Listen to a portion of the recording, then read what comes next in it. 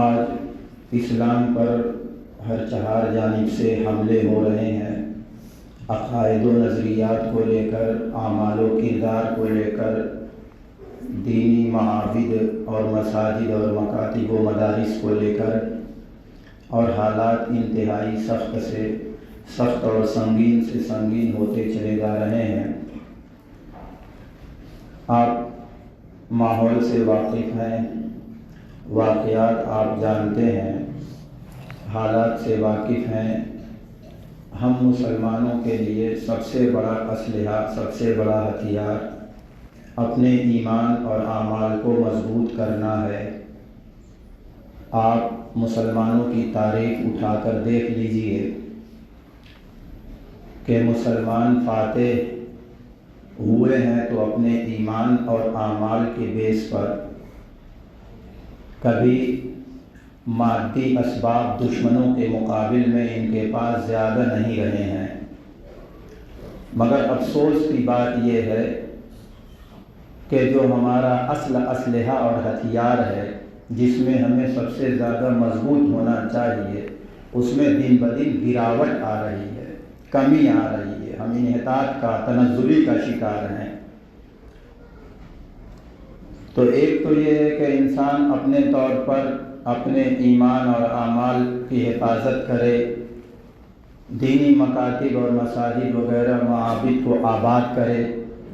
جو اپنے بس میں ہے وہ کرے، اور اللہ رب العزت سے دعا کرے۔ حالات کا آنا یہ اللہ کی طرف سے ہوتا ہے، حالات اللہ تعالیٰ بھیجتے ہیں۔ انسان اپنے بس میں جو ہے وہ کرے، پھر حالات آئیں چاہے موافق یا ناموافق، تو اللہ کی طرف سے وہ فیصلہ سمجھے اور اسی میں خیر سمجھے۔ چاہے بظاہر دیکھنے میں اس میں بھلائی نہ لگتی ہو، بہتری نہ لگتی ہو، لیکن انسان اپنی قدرت اور وسعت کے بقدر کوشش کرنے کے بعد انجام اللہ تعالیٰ کے ہاتھ میں چھوڑ دے، اور جو بھی فیصلہ ہو وہ یہ سمجھے کہ اسی میں ہمارے لیے بھلائی اور بہتری ہے۔ مگر یہاں تو یہ ہے کہ اسباب کی دنیا میں بھی ہم بہت پیچھے ہیں، اعمال کی دنیا میں بہت پیچھے ہیں۔ تو ضرورت اس بات کی ہے